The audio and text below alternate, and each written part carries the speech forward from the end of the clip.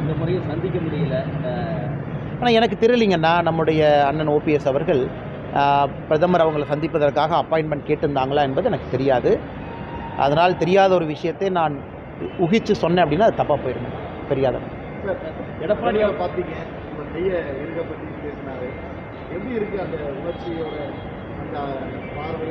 சரிங்கண்ணா, பிரதமரை பொறுத்தவரை எப்பொழுதுமே நான் சொல்வது ஒன்று தான், நாங்கள் எல்லாம் சாதாரண தொண்டர்கள் தான். அது எப்போ நம்ம தோளில் தட்டி கொடுத்தாலும் சரி, கையை பிடித்தாலும் சரி, எங்களை பொறுத்தவரை அது தமிழக மக்களுக்கு தன்னுடைய அன்பை எங்கள் மூலமாக சொல்கிறாரு. தமிழகத்தில் இருக்கக்கூடிய பாரதிய ஜனதா கட்சி தொண்டர்களுக்கு அன்பை எங்கள் மூலமாக சொல்கிறார். அப்படித்தாங்கண்ணா. காரணம், நாங்கள் அருகில் இருக்கிறோம். பிரதமரை பார்ப்பதற்கான வாய்ப்பு எங்களுக்கு அதிகமாக இருக்குது. தொண்டர்கள் கொஞ்சம் தூரத்தில் இருக்கிறாங்க. மேடைக்கு பக்கத்தில் அமர்வதற்கான வாய்ப்பு தொண்டர்களுக்கு இல்லை. காரணம், பாதுகாப்பு காரணங்களுக்காக. அதனால் எப்பொழுதும் என்னை பொறுத்தவரை யாரிடம் பிரதமர் அன்பு காட்டினாலும் கூட அந்த அன்பு தொண்டர்கள் மீது காட்டக்கூடிய அன்பை தான் எங்கள் மேலே காட்டுறாங்க. எப்பொழுதும் என்னுடைய பார்வை அப்படி தான்.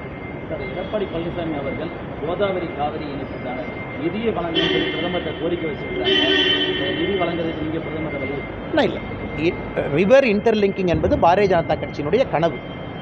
அது பாரதிய ஜனதா கட்சியினுடைய கொள்கை முழக்கம். எப்படி ஒரு ஆட்சி காலத்திலும் கூட நம்ம 2014 மூன்றாவது 5 இயர் பிளாக்கில் இருக்கிறோம். 5 வருஷத்தை முடிச்சுட்டு 3வது 5 வருஷம் எப்படி படிப்படியாக ஒன்றொன்றையும் நாம் செய்து கொண்டு வருகின்றோமோ, இந்த நதிநீர் இணைப்பு என்பது பாரதிய ஜனதா கட்சி நிச்சயமாக நடத்தி காட்டிய தீரும். அதில் எந்த மாற்று கருத்தும் இல்லைங்க. அதற்கு இருக்கக்கூடிய பொருட்செலவு நம்ம எல்லோருக்குமே தெரியும். என்விரான்மெண்டல் கிளியரன்ஸ் எல்லாம் எங்கேயும் கூட பாரதிய ஜனதா கட்சி நதிநீரை இணைக்க மாட்டோம் என்று சொல்லியதில்லை. எல்லா இடத்துலையும் இணைப்போம் தான் சொல்கிறோம். அந்த நதிநீர் இணைப்பில் மிக முக்கியமாக கோதாவரி, காவேரி இதனுடைய இணைப்பு மிக முக்கியமாக இருக்கும். ஏன்னா கேஞ்சஸ் ரிவர் தான் மெயின் ரிவர். அதனுடைய தண்ணீரை தான் திருப்பி நம்முடைய பகுதி கொண்டு வரணும். அதை ஒரு லிங்க் லிவராக இணைச்சிக்கிட்டே வரணும். இன்றைக்கி ஒரு பக்கம் பார்த்திங்கன்னா, குறிப்பாக நார்தன் பார்ட் ஆஃப் இந்தியாவில் ஒரு ஆண்டும் வரக்கூடிய வெள்ளப்பெருக்கினால 2.5 லட்சம் கோடி ரூபாய் மக்களுக்கு பொருளாதார இழப்பு ஏற்படுது. 2.5 lakh crore. ஆனால் சவுத் இந்தியா, குறிப்பாக தமிழகம், நம்ம பகுதிக்கு வறட்சி இன்றைக்கி ஆரம்பித்து விட்டது. குறிப்பாக தமிழகத்தை பொறுத்தவரை நம்முடைய மாநிலத்திற்குள்ளே உற்பத்தி ஆகக்கூடிய பெரிய நதி எதுவும் இல்லை, பெரிய நதி இல்லை. அதனால் கோதாவரி காவேரி இணைப்பு என்பது நிச்சயமாக அது நடத்தப்பட வேண்டிய ஒரு நிகழ்வு. அதை இன்றைக்கி இந்தியாவில் ஒரு அரசியல் தலைவரால் அது முடியும் என்றால் அது பாரத பிரதமர் நரேந்திர மோடி அவர்கள் மட்டும்தான். இது தமிழக பாரதிய ஜனதா கட்சியினுடைய கொள்கை முழக்கமும் இதுதான். நிச்சயமாக அதற்கான காலம் வரும் என்பது எங்களுடைய நம்பிக்கை. அதே நேரத்தில் எதிர்க்கட்சி தலைவர் இன்னொரு விஷயத்தையும் நீங்கள் குறிப்பிட்டீங்க. ஃபார்மர்ஸ், நம்முடைய விவசாய நண்பர்களுக்கான சிபில் ஸ்கோர் அது தொடர்ந்து மத்திய அரசு பரிசீலனை பண்ணிக்கிட்டு தான் இருக்கிறாங்க. நான் விவசாயிகளை பொறுத்தவரை சிபில் ஸ்கோரை கொண்டு வருவது கஷ்டம்.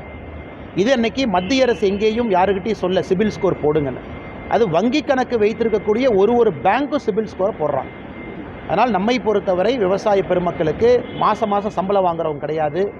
மாதம் சம்பளம் வாங்குறவங்க, இஎம்ஐ கட்டுறவங்களுக்கு சிபில் ஸ்கோர் போடலாம்.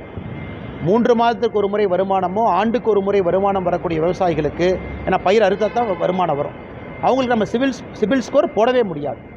அதனால் அதிலும் பாரதிய ஜனதா கட்சி தொடர்ந்து நாங்களும் உறுதியாகத்தான் இருக்கின்றோம். ஒரு விவசாய பெருமகன் வேறு ஏதாவது ஒரு கடன் கேட்பதற்காக வங்கியை அணுகும் பொழுது அவங்கக்கிட்ட சிபில் ஸ்கோர் கேட்டாங்கன்னா அது தவறான ஒரு நடைமுறை. அது மத்திய அரசும் இதை உணர்ந்து தான் இருக்குதுங்கண்ணா. இந்த மாதம் கடைசிக்கு வெயிட் பண்ணுங்க, முக்கியமானது இருக்குன்னு சொன்னீங்க. முக்கியமானது இருக்கும் எங்கேயும் சொல்லிங்கன்னா, எனக்கு கடந்த 2-3 மாதங்களாக மக்களை சந்திக்கிறேன், வேலையை செய்கிறேன். அதே நேரத்தில் நம்முடைய ஃபவுண்டேஷன் வீத லீடர்ஸ் அந்த வேலையும் ஒரு பக்கம் போயிட்டுருக்குங்கண்ணா. தோட்டத்து வேலை எல்லாமே பார்த்துக்கிட்டு இருக்கோம். பத்திரிகையாளர் சந்திப்பு என்பது அடிக்கடி நேரடியாக பேசுவதற்கு வாய்ப்பு குறைவாகத்தான் இருந்தது. காரணம், தலைவர்கள் ரெகுலராக சந்திக்கிறாங்க, உங்கள்கிட்ட பேசுகிறாங்க. இன்றைக்கி கங்கை கொண்ட சோழபுரத்தில் நம்முடைய தலைவர்கள் வருகை கொஞ்சம் தாமதமாக இருந்தது. காரணம், பிரதமரோடு அவங்க வந்தாங்க. அதனால் காலையில் நான் பத்திரிகையாளர் நண்பர்களை சந்தித்தேன். பிரதமருடைய விஷயத்தை பற்றி பேசுவதற்காக தேவைப்பட்ட நேரத்தில் மாநில தலைவரான நயினார் நாகேந்திரன் அவர்கள், நம்முடைய மூத்த தலைவர்கள் எல்லாம் பத்திரிகை நண்பர்களை சந்திக்கிறாங்க. என்னை பொறுத்தவரை பத்திரிகை நண்பர்களை சந்திப்பதற்கான நேரம் நீங்கள் கேட்டீங்க. அது தொடர்ந்து விரைவில் நான் அதிகமாக சந்திக்க ஆரம்பிக்கிறேன்னு சொன்னாங்க. இல்லை சார், உங்களுக்கு புதிய பொறுப்புகள் கொடுக்க வாய்ப்பு இருக்குன்னு பேசப்பட்டு, அதாவது வந்துங்கன்னா, நம்முடைய கட்சியை பொறுத்தவரை தேசிய தலைவருடைய தேர்தல் நடக்கணும். ஏன்னா பாரதிய ஜனதா கட்சி தமிழகத்தினுடைய பொறுப்பாளர்கள் இன்னும் முழுமையாக நம்ம தேர்வு செய்யலை. மாநில தலைவர் அதற்கான வேலையில் இறங்கியிருக்கிறாங்க. மாநிலத்தினுடைய துணைத் தலைவர்கள், செயலாளர்கள், பொதுச் செயலாளர்கள் அதை முடிக்கணுங்கன்னா அகில இந்திய அளவில் இன்றைக்கி மாநில தலைவர்கள் பொறுப்பு மட்டும்தான் நம்ம மாற்றியிருக்கோம். நிறைய வேலைகள் இருக்குது. நாங்கள் எல்லோரும் சாதாரண தொண்டர்கள். பொறுப்பு வந்தாலும் அதேபடி தான் வேலை செய்வாங்கன்னா, பொறுப்பு இல்லை என்றாலும் அதேபடி தான் வேலை செய்வோம். அதனால் பொறுப்பு என்பது எல்லோரும் எல்லாமே நிலையில்லாத பொறுப்பு தாங்க, நான் மாறிக்கிட்டே தான் இருக்கும். அதனால் பொறுப்புக்காக எங்கள் வேலையை குறைச்சிக்கிட்டோம், நாங்கள் வேலை செய்ய மாட்டோம் அப்படிங்கிற பேச்சுக்கு இடம். தேசிய லெவலில் அண்ணா, அதாவது கட்சி நமக்கு ஒரு பொறுப்பு சொல்லி இது செய்யினா நம்ம செஞ்சாகணும். அது எந்த பொறுப்பு கொடுத்தாலும் சரி. இன்றைக்கி கட்சி நமக்கு ஒரு பொறுப்பு கொடுத்துருக்குறாங்கன்னா மாநில அரசியலில் நாம் பார்த்து கொண்டிருக்கின்றோம், பேசி கொண்டிருக்கின்றோம். எனக்கு தெரியாது, இன்னும் 1 வாரம் கழிச்சோ 15 நாள் கழிச்சோ 1 மாதம் கழிச்சோ தெரியாது. கட்சி இன்னொரு பொறுப்பு கொடுத்து செய்யினா செய்ய போகிறோம். நம்ம கட்சியில் யார்கிட்டையும் கேட்க மாட்டாங்கண்ணா. பொறுப்பு வரும்பொழுது கொடுப்பாங்க, அதை செஞ்சுட்டு போயிட்டே இருக்க வேண்டியதான். வேறங்கண்ணா, சார் சிஎம் உடல்நிலை ஒரு மகிழ்ச்சியான செய்திங்கன்னா, நம்முடைய மாண்புமிகு முதலமைச்சர் அவர்கள் மருத்துவமனையிலிருந்து டிஸ்சார்ஜ் ஆகி வெளியே வந்திருக்கிறாங்க. அது சந்தோஷமான செய்தி. ஒரு மாநிலத்தை காக்கக்கூடிய ஒரு முதலமைச்சர் என்பது ரொம்ப நாள் மருத்துவமனையில் இருந்தாங்கன்னா அது எல்லோருக்குமே ஒரு சோகமான நிகழ்வு தான். அதை நாங்கள் நிச்சயமாக நல்ல விஷயமாக பார்க்குறோம். அப்படின்னா உடல்நிலை தேறி இருக்கிறது, அவர் கடினமான பணிச்சுமை எடுத்துக்கொண்டு பணி செய்யலாம். இது ஒரு பக்கம். இரண்டாவது, இன்னொரு பக்கம் இன்றைக்கி முதலமைச்சர் அவர்கள் மருத்துவமனையிலிருந்து ரிவ்யூ பண்ணுறாங்க. எத்தனை திமுக காரங்க போய் மக்களை சேர்த்தீங்க, தொண்டர்களை சேர்த்தீங்க, என்னெல்லாம் பண்ணீங்க. நாங்கள் கேட்கக்கூடிய ஒரே ஒரு கேள்வி, 4 ஆண்டுகள் முடிந்து விட்டது. முதல்வர் அவர்கள் 4 ஆண்டுகளில் என்ன பணி செய்திருக்கின்றார்கள் என்கின்ற ரிப்போர்ட்டு கார்டை மக்கள்கிட்ட கொடுக்க வேண்டிய நேரம் இது. ஏன்னா 5வது ஆண்டு என்பது எப்பொழுதுமே எலெக்ஷன் இயர். இன்றைக்கி முதலமைச்சர் அவர்கள் சாக்குப்போக்கு சொல்லாமல், இன்னும் குற்றச்சாட்டு சொல்லாமல், இன்னும் மத்திய அரசு மேலே பழி போடாமல், இந்த கடைசி 1 வருட காலத்தில் வெளியே வந்த பிறகு, மருத்துவமனையிலேருந்து வெளியே வந்த பிறகு அவருடைய சாதனைகளை பட்டியலிடும்.